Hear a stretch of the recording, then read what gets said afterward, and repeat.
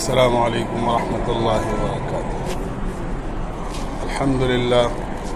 الحمد للہ رب العالمین، والصلاة والسلام علی اشرف الانبیاء والمرسلین وعلی آلہ واصحابہ اجمعین، اما بعد فاعوذ باللہ من الشیطان الرجیم، بسم اللہ الرحمن الرحیم۔ ومن احسن قولا ممن دعا الى الله وعمل صالحا وقال انني من المسلمين، صدق اللہ العظیم۔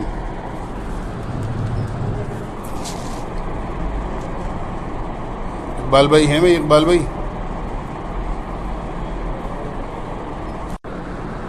دوست بزرگوں، اللہ جل جلالہ عمن والہ نے دنیا میں ہمیں اور آپ کو کچھ باتوں کے کرنے کا حکم دیا ہے اور کچھ باتوں سے منع کیا ہے۔ کچھ اللہ کے احکامات ہیں، اوامر ہیں، کرنے کی چیزیں ہیں، اور کچھ ایسی ہیں جن سے منع کیا گیا ہے کہ یہ نہیں کرنا ہے۔ گناہ کی چیزیں ہیں، نافرمانی کی باتیں ہیں، اللہ کی ناراضگی کی باتیں ہیں، ناپسندیدگی کی باتیں ہیں۔ ان میں اللہ کا حکم یہ ہے کہ ان چیزوں سے بچا جائے، اور پھر اللہ تعالیٰ کا یہ بڑا کرم اور اس کا بڑا احسان ہے کہ اللہ رب العزت نے ایمان والوں کو براہ راست مخاطب کیا ہے، یا ایھا الذین آمنوا کہہ کر، اے ایمان والوں۔ پچھلے انبیاء علیہم السلام کے جو ماننے والے تھے، ان کی امتیں تھیں، ان کے نبیوں کو مخاطب کیا جاتا تھا۔ جو بھی احکامات ہوتے تھے وہ نبیوں کو بتائے جاتے تھے، اور نبی اپنی امت کو اور اپنی قوم کو بتاتے تھے۔ لیکن اس امت پر اللہ تعالیٰ نے اتنا بڑا کرم کیا ہے اور احسان کیا ہے کہ براہ راست اللہ تعالیٰ ایمان والوں سے مخاطب ہے، یا ایھا الذین آمنوا، اے میرے ایمان والے، اے میرے وہ بندو جو ایمان لے کر آئے ہو، جو مجھے ایک مانتے ہو، میری توحید کا اقرار کرتے ہو، میری بڑائی اور کبریائی کو تسلیم کرتے ہو، میری خدائی کو تسلیم کرتے ہو۔ اللہ تعالیٰ براہ راست مخاطب ہے۔ قرآن کریم میں اللہ تعالیٰ نے ایک جگہ فرمایا، یا ایھا الذین آمنوا اتقوا اللہ وکونوا مع الصادقین، ایمان والو اللہ سے ڈرو اور سچوں کے ساتھ رہو۔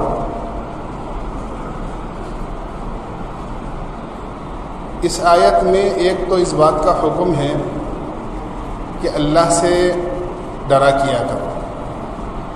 ڈر ایک ایسی چیز ہے جو آدمی کو برائی سے بھی روکتی ہے اور اچھائی پر بھی آمادہ کرتی ہے۔ جب آدمی کو ڈر بیٹھ جاتا ہے دل میں، اور آدمی کو اس بات کا احساس ہوتا ہے کہ جس کا حکم توڑ رہا ہوں وہ مجھے دیکھ رہا ہے اور وہ بڑی طاقت والا ہے، تو پھر آدمی اس کی نافرمانی نہیں کرتا۔ خوف آدمی کو ہر برائی سے روکتا بھی ہے اور ہر بھلائی کی طرف لے کر بھی آتا ہے۔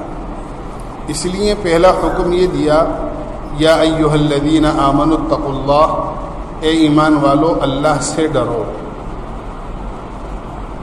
دوسرے فرمایا سچوں کے ساتھ رہو۔ اس سے ایک بات یہ معلوم ہوتی ہے کہ آدمی اگر سچوں کے ساتھ رہتا ہے تو سچوں کے ساتھ رہنے کی وجہ سے آدمی میں اللہ کا ڈر اور خوف پیدا ہو جاتا ہے، کیونکہ تقوی کے حکم کے بعد سچوں کے ساتھ رہنے کا حکم ہے کہ اللہ کے سچے بندوں کے ساتھ رہو گے تو اللہ تعالیٰ تمہیں تقوی کی دولت عطا فرما دے.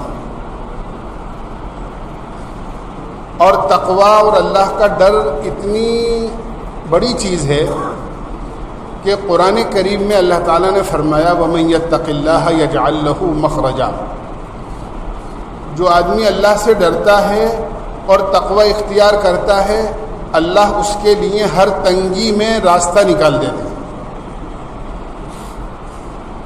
کوئی دنیا میں آدمی ایسا نہیں ہے جس کو کوئی تکلیف لاحق نہ ہوتی ہو، اس کو کوئی پریشانی پیش نہ آتی ہو. آدمی کہیں نہ کہیں کسی تکلیف میں گرفتار ہو جاتا ہے. اللہ تعالیٰ کا یہ فرمان ہے جو آدمی اللہ سے ڈرتا ہے اللہ اس کے لیے ہر تنگی میں راستہ نکال دیتے ہیں، یعنی ہر تکلیف کے بعد اللہ اس کے لیے آسانی پیدا فرما دیتے ہیں. یہ مطلب ہے کہ تکلیف آئے گی لیکن اللہ اس کی تکلیف کو باقی نہیں رکھتے، اس کے تقوی کی بنیاد پر، اللہ سے ڈرنے کی بنیاد پر اللہ تعالیٰ اس کے لیے اس تکلیف سے نکلنے کا راستہ نکالتے. وہ تکلیف جلدی ختم ہو جاتی ہے، وہ مصیبت جلدی ختم ہو جاتی ہے، وہ پریشانی آدمی کی جلدی ختم ہو جاتی ہے. سچائی بڑی چیز ہے، اسی لیے فرمایا سچوں کے ساتھ رہو، وَكُونُوا مَعَ الصَّادِقِينَ، سچوں کے ساتھ رہو.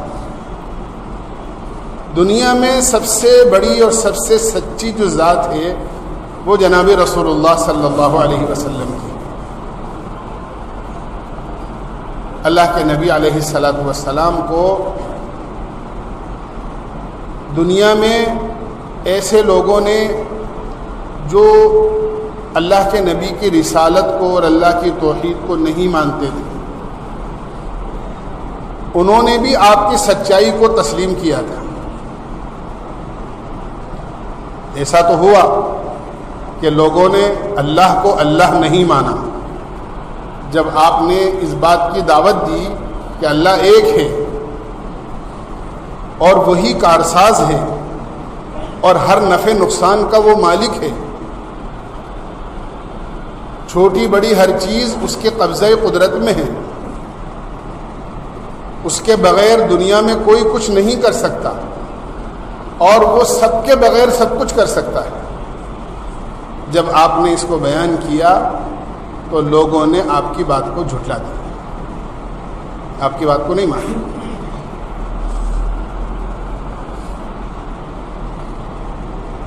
آپ کو نبی نہیں مانا. جب آپ نے اس بات کا اقرار کیا کہ میں اللہ کا رسول ہوں تو آپ کی بات کو نہیں مانا. تو ایسا تو ہوا کہ لوگوں نے اللہ کی ذات کو تسلیم نہیں کیا، اللہ کے نبی علیہ الصلاۃ والسلام کی رسالت کو تسلیم نہیں کیا. اس کے باوجود بھی مشرکین مکہ آپ کو صادق اور امین کہتے تھے کہ آپ سچے ہیں اور امانت دار ہیں. مکے کے جو بڑے بڑے سردار تھے، اخنس ابن اشرف، ابو جہل اور اس قسم کے بہت سارے سردار، اللہ کے نبی علیہ الصلاۃ والسلام مکہ مکرمہ میں رات کو حرم پاک میں آ کر قرآن پاک پڑھتے تھے. تہجد کی نماز میں بآواز بلند قرآن کی تلاوت کرتے تھے. آپ کی تلاوت میں اتنی کشش تھی کہ اندھیرے کے اندر لوگ خاموشی کے ساتھ کہ دوسرا مجھے نہ دیکھے، اللہ کے نبی علیہ الصلاۃ والسلام کی چھپ کر تلاوت سنتے تھے اور بڑے متاثر ہوتے تھے. تو یہ مشرکین مکہ اور بڑے بڑے سردار اللہ کے نبی کا قرآن سنتے ہیں. ایک دن یہ دونوں سردار اخنس ابن اشرف اور ابو جہل دونوں کے دونوں واپسی کے اندر مل گئے اور دونوں کو ایک دوسرے کا پتہ لگ گیا. کہ یہ بھی قرآن سن کر آ رہے ہیں اور ابو جہل بھی قرآن سن کے آ رہا ہے.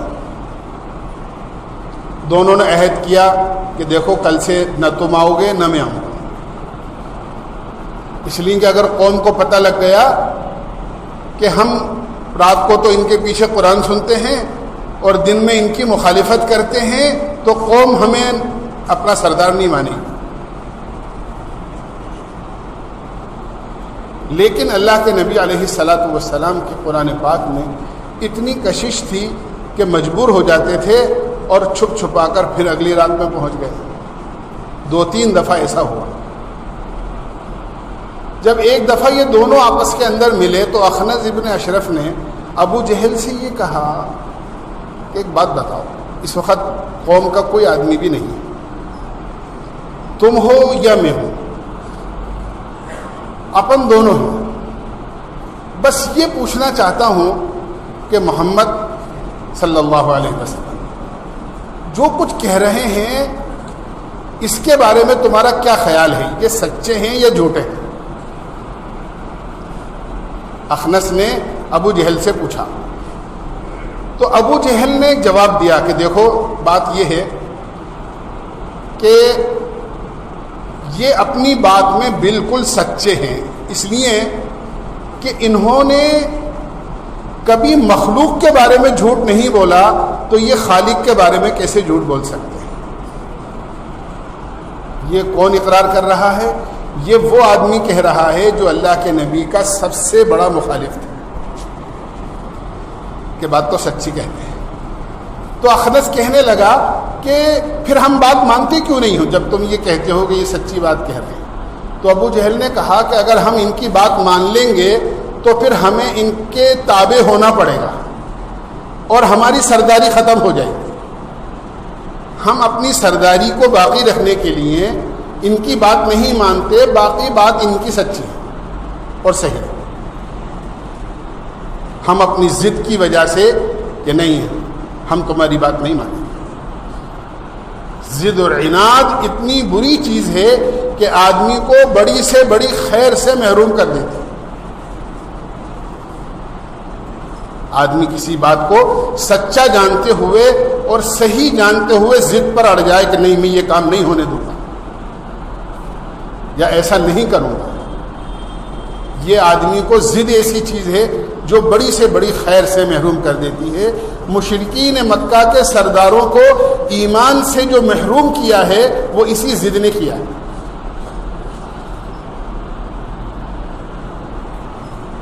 آدمی دنیا میں ضد میں آ کر بات مطلب کہہ دیتا ہے چاہے میرا کتنا ہی بڑا نقصان ہو جائے لیکن یہ کام نہیں ہونے دیں.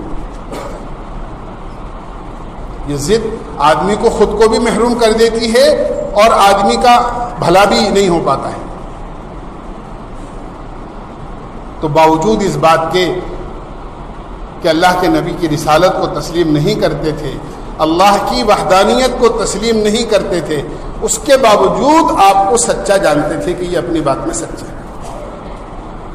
آپ اتنے بڑے سچے تھے. اللہ کے نبی علیہ الصلاۃ والسلام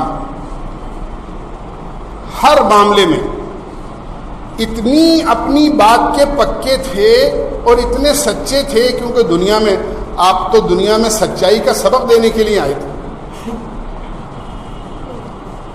آپ تشریف فرما ہیں ایک جگہ، ایک آدمی آپ کو یہ کہہ کر چلا گیا کہ میں ابھی آتا ہوں، میں ابھی آتا ہوں، اور آپ نے اس سے یہ کہہ دیا کوئی بات نہیں آ جاؤ، جب تک تم واپس نہیں آؤ گے میں یہی ہوں. روایتوں کا مضمون یہ ہے کہ وہ آدمی چلا گیا اور اپنی بات کو بھول گیا، اور اللہ کے نبی علیہ الصلاۃ والسلام 3 دن تک وہیں تشریف فرما رہے.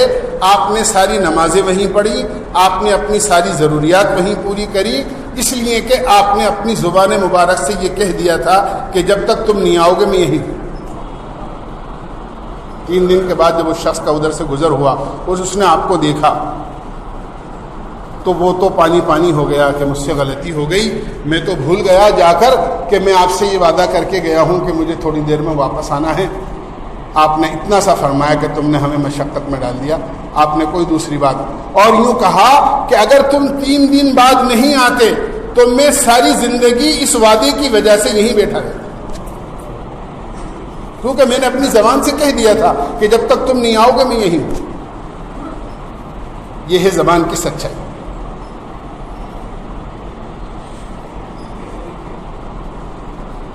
اللہ کے نبی علیہ الصلاۃ والسلام نے تو سچائی کا ایسا سبق دیا ہے کہ اگر آپ فرمایا الصدق ینجی والکذب یہلک، سچائی ہمیشہ آدمی کو نجات دیتی ہے اور جھوٹ ہمیشہ آدمی کو برباد اور ہلاک کر دیتی ہے۔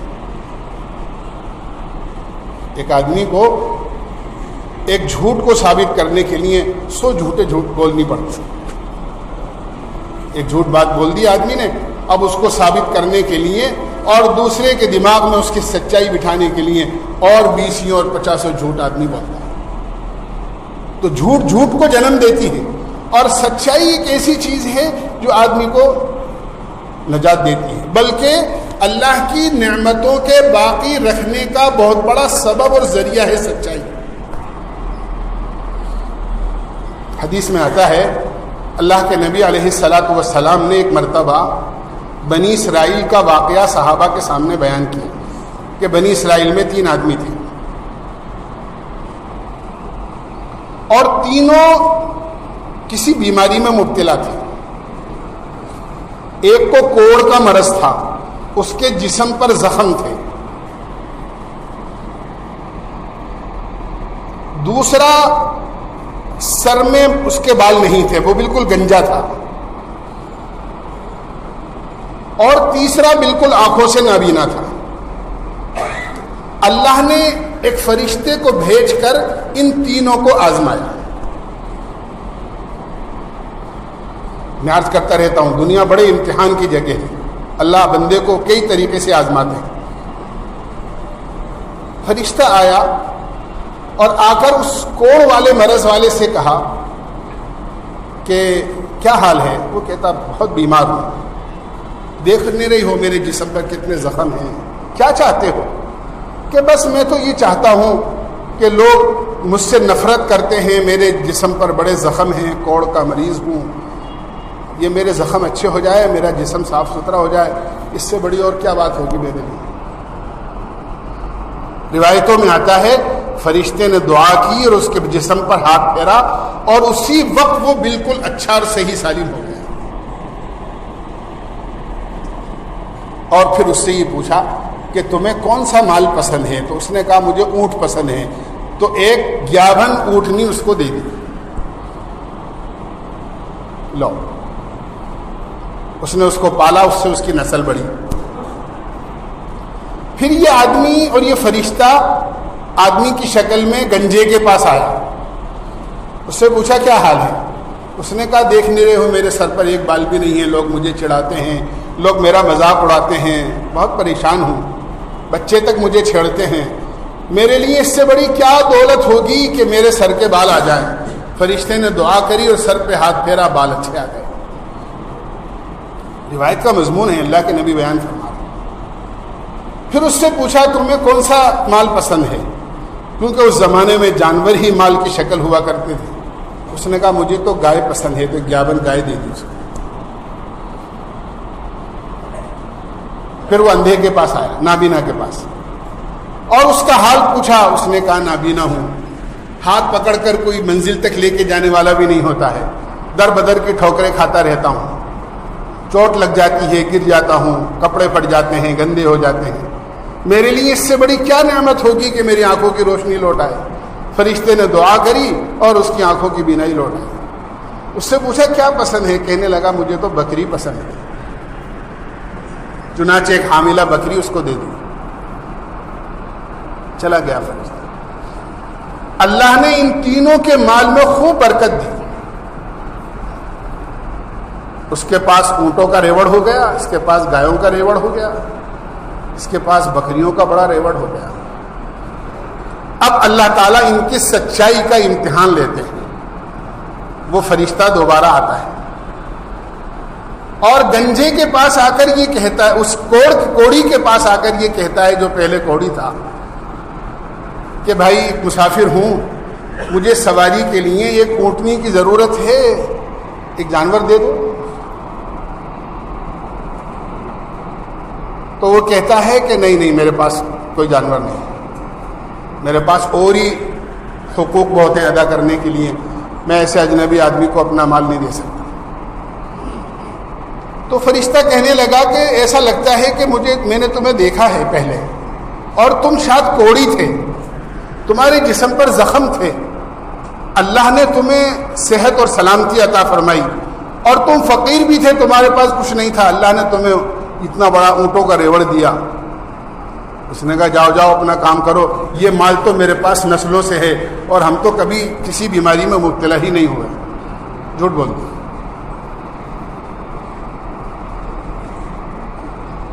تو اس فرشتے نے یہ کہا کہ اگر تو اپنی بات میں جھوٹا ہے تو اللہ تجھ کو ایسا ہی کر دے جیسا کہ تو پہلے تھا۔ تو روایت میں یہ آتا ہے کہ وہ اسی وقت اس جسمانی بیماری میں مبتلا ہو گیا جس جسمانی بیماری میں پہلے تھا، واپس کوڑی ہو گئی اور اس کے جانور مر گئے۔ پھر وہ گنجے کے پاس آیا اور اس سے کہا کہ ایک گائے دے دو، ضرورت ہے۔ اس نے بھی منع کر دیا دینے سے۔ اس نے اس کو بھی یاد دلایا کہ میں نے تمہیں دیکھا ہے پہلے، اور تم سر کے بالوں سے محروم تھے، اور لوگ تمہیں چھیڑا کرتے تھے، اور تم اس سے بڑے پریشان تھے۔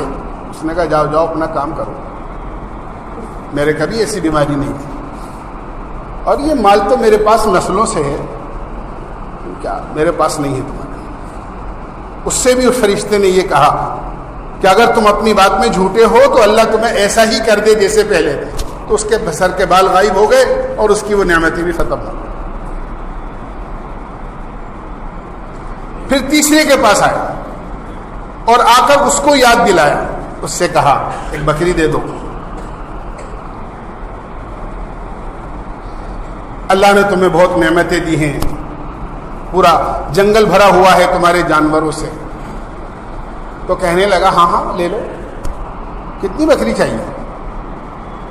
تو فرشتے نے اس سے بھی کہا کہ تمہیں میں نے دیکھا ہے پہلے، تم شاید آنکھوں سے نابینا تھے، اللہ نے تمہاری آنکھوں کی روشنی لوٹائی، اور تمہارے پاس کوئی مال بھی نہیں تھا، اللہ نے تمہیں بکریاں دیں۔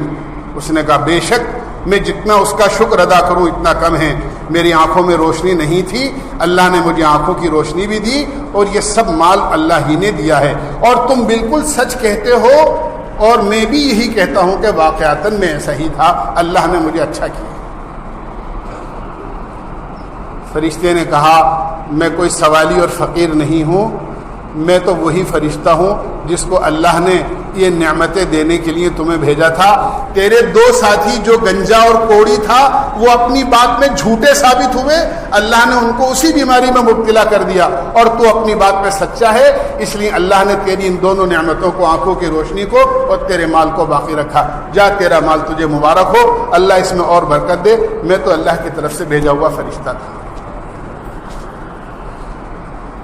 یہ ہے سچائی، آدمی کی نعمتوں کو باقی رکھتی ہے اور نعمتوں میں اضافہ بھی ہوتا ہے، اور جھوٹ ایسی بری بلا ہے کہ آدمی کو ملی ہوئی نعمتوں سے محروم کر دیتی ہے۔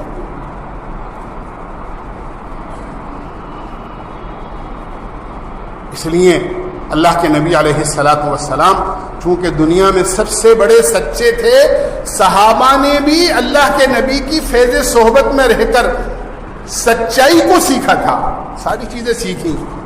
اس لیے صحابہ کی زندگی میں بھی آپ کو ایسے واقعات ملیں گے، ایک بات زبان سے کہہ دی بس وہ عمل ہے، چاہے اس میں نفس مرتا ہو، جذبات مرتے ہوں، کتنی بڑی قربانی دینی پڑتی ہو، لیکن بات کہہ دی۔ حضرت عمر رضی اللہ عنہ، کیا ان کا مقام اور کیا ان کا غصہ اور کیا ان کا دبدبا کہ شیطان بھی اس گلی سے گزرتا ہوا گھبراتا تھا جس گلی سے عمر گزر جاتے تھے، ایسا دبدبا تھا۔ ایک مرتبہ ایک ایسا آدمی جس نے لوگوں کو جانی مالی بہت نقصان پہنچایا تھا، ڈکیتی کیا کرتا، اس کو گرفتار کر کے پکڑ کے بلایا، چونکہ اس نے لوگوں کو بہت نقصان پہنچایا تھا جانی اور مالی۔ اس کی سزا یہ تھی کہ بھئی اس کو سزائے موت دی جائے، کیونکہ اس نے بہتوں کو جانی مالی نقصان پہنچایا۔ لہذا جلاد کو حکم دے دیا کہ اس کی گردن اڑا دی جائے۔ جلاد نے تلوار لے لی اپنے ہاتھ میں اور اس کو بٹھا دیا گیا جہاں اس کو قتل کیا جانا ہے۔ لیکن جس کو سزائے موت دی جاتی ہے اس سے اس کی آخری خواہش پوچھی جاتی ہے، تیری کوئی آخری خواہش؟ اس نے کہا کہ میں پانی پینا چاہتا ہوں،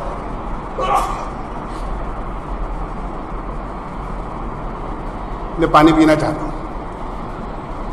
چنانچہ اس کو گلاس میں پانی پیش کیا گیا، لو پانی پی۔ جب اس کے ہاتھ میں گلاس گیا تو اس کے ہاتھ تھر تھرانے لگے، کیونکہ موت سامنے نظر آ رہی تھی۔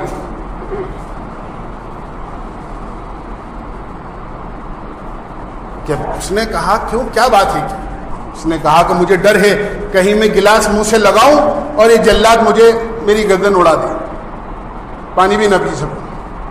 حضرت نے کہا گھبراؤ مت، جب تک تم اس پانی کو نہیں پی لو گے اس وقت تک تمہیں قتل نہیں کیا جائے گا۔